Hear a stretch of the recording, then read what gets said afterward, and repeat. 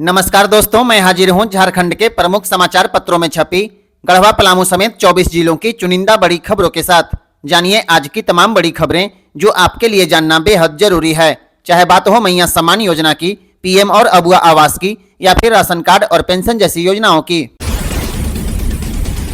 वेदव्यास आवास योजना के तहत गढ़वा जिले के 22 लाभुकों को पक्का घर का तोहफा मिलेगा। गढ़वा डीसी दिनेश कुमार यादव ने इन सभी लाभुकों के नाम पर अंतिम स्वीकृति प्रदान कर दी।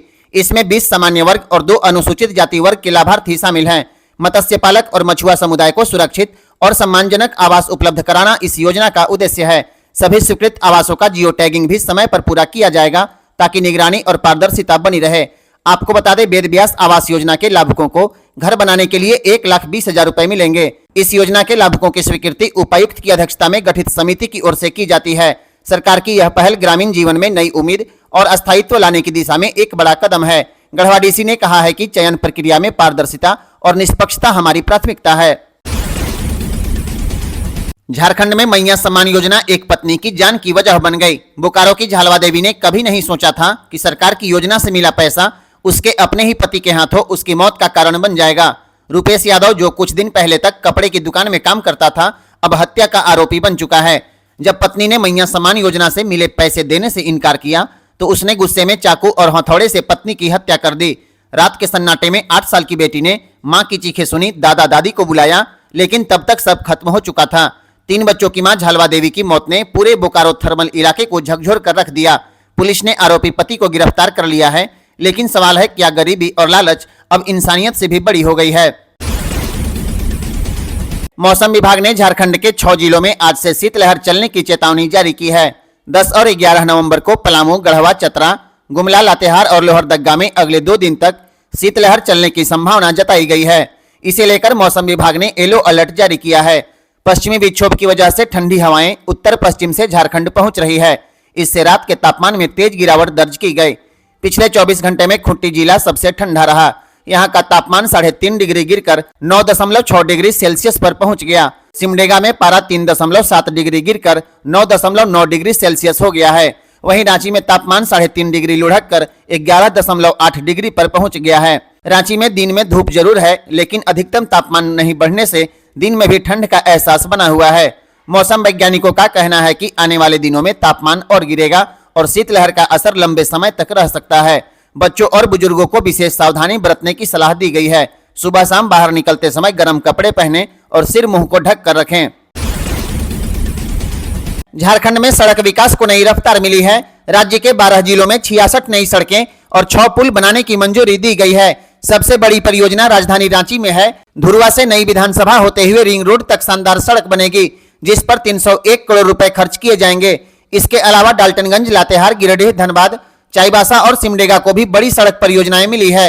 इसके साथ ही हजारीबाग, धनबाद, साहिबगंज और मनोहरपुर में भी नए पुलों का निर्माण किया जाएगा, जिससे लोगों को अब सफर करने में परेशानी नहीं होगी।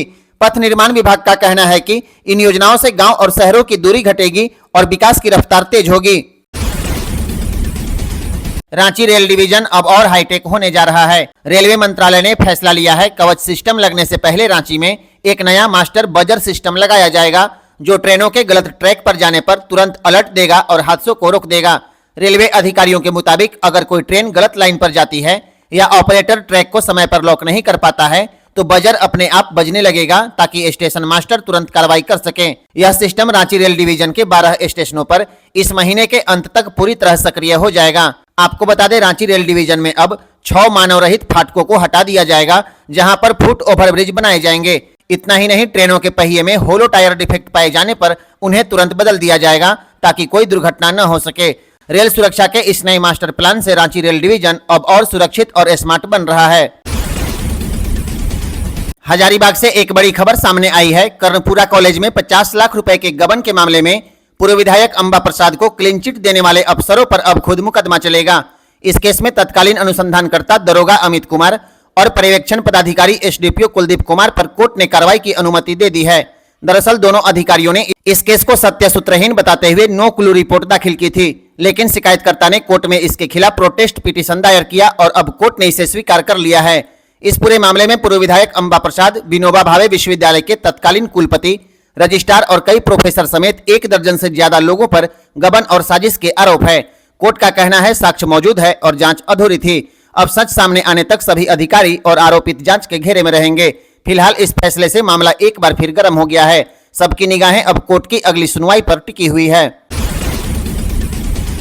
हजारीबाग जमीन घोटाला का दायरा और बढ़ गया। एसीबी ने इस मामले में कुल 73 लोगों को आरोपी बनाया है, जिनमें सरकारी अफसर, कर्मचारी, जमीन विक्रेता, खरीदार और गवाह सभी शामिल हैं। सबसे बड़ी बात, भाजपा विधायक प्रदीप प्रसाद भी एसीबी की रडार पर हैं। अब तक इस केस में नेक्स्ट जेन शोरूम के मालिक विनय सिंह और तत्कालीन सीईओ शैलेश कुमार को गिरफ्तार किया जा चुका है। एसीबी की जांच में खुलासा हुआ है कि तत्कालीन सीईओ शैलेश कुमार, सीईओ अलका कुमारी, सीआई राजेंद्र प्रसाद सिंह और राजस्व कर्मचारी रामप्रकाश चौधरी और संतोष कुमार वर्मा ने अपने पद का दुरुपयोग कर गैरमजरूआ जमीन की अवैध जमाबंदी कराई थी। एफआईआर के अनुसार विनय सिंह और उनकी पत्नी ने 2010 में जमीन ली थी, जो सरकारी जमीन थी, और फिर अधिकारियों की मिलीभगत से उसकी जमाबंदी करा दी गई और दाखिल खारिज भी करवा लिया गया। एसीबी की जांच में अब साजिश, भ्रष्टाचार और फर्जी दस्तावेजों के पूरे नेटवर्क की परत खुल रही है। 73 में से 71 आरोपी अभी जांच के घेरे में हैं और आने वाले दिनों में गिरफ्तारी का सिलसिला तेज हो सकता है। यह मामला सिर्फ जमीन का नहीं, बल्कि अफसरों और नेताओं की साठगांठ का बड़ा खुलासा बनता जा रहा है। झारखंड पुलिस महकमे से एक बड़ी खबर सामने आई है।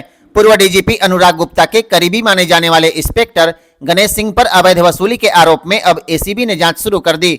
गणेश सिंह पर आरोप है कि डीजीपी कार्यालय की एनजीओ शाखा में फाइलों के निष्पादन के बदले उन्होंने पैसों की वसूली की थी और इसी पैसे से चल अचल संपत्ति अर्जित की। शिकायत के आधार पर एसीबी ने प्रारंभिक रिपोर्ट दर्ज की है और 3 महीने में जांच रिपोर्ट सरकार को सौंपी जाएगी। अगर आरोप सही पाए गए तो उनके खिलाफ औपचारिक जांच यानी पीई दर्ज होगी। इतना ही नहीं, झारखंड हाईकोर्ट में एक पूरक शपथ पत्र दाखिल कर गणेश सिंह पर धनबाद के एक व्यवसायी से वसूली का आरोप भी लगाया गया है। गौरतलब है कि अनुराग गुप्ता का वीआरएस मंजूर होते ही गणेश सिंह को एनजीओ प्रभारी पद से हटा दिया गया और अब उनकी जगह इंस्पेक्टर अरुण कुमार सिंह को नया एनजीओ प्रभारी बनाया गया है। एसीबी की यह कार्रवाई झारखंड पुलिस महकमे में हलचल मचा रही है। झारखंड के घाटशिला विधानसभा उपचुनाव को लेकर तैयारियां पूरी हो चुकी है। अब मतदाताओं की बारी है। 11 नवंबर यानी कल मतदान होगा। रविवार की शाम 5 बजे के बाद से प्रचार पूरी तरह थम गया। अब उम्मीदवार और पार्टियां सिर्फ अपने वोटरों से शांत अपील ही कर पाएंगी। घाटशिला विधानसभा के 300 बूथों पर सुबह 7 बजे से शाम 5 बजे तक मतदान होगा। सुरक्षा के कड़े इंतजाम किए गए हैं। पुलिस बल की 10 कंपनियां तैनात रहेंगी। 186 मतदान केंद्र संवेदनशील घोषित किए गए हैं। 30 माइक्रो ऑब्जर्वर हर गतिविधि पर नजर रखेंगे। प्रशासन ने अंतर्राज्यीय सीमाओं को सील कर दिया है। बाहरी कार्यकर्ताओं के रुकने पर रोक लगा दी गई है। 48 घंटे पहले से ड्राई डे लागू हो चुका है। मतदान कर्मियों की 1200 सदस्यीय टीम 10 नवंबर को रवाना की जाएगी ताकि 11 नवंबर को हर बूथ पर समय से मतदान शुरू हो सके।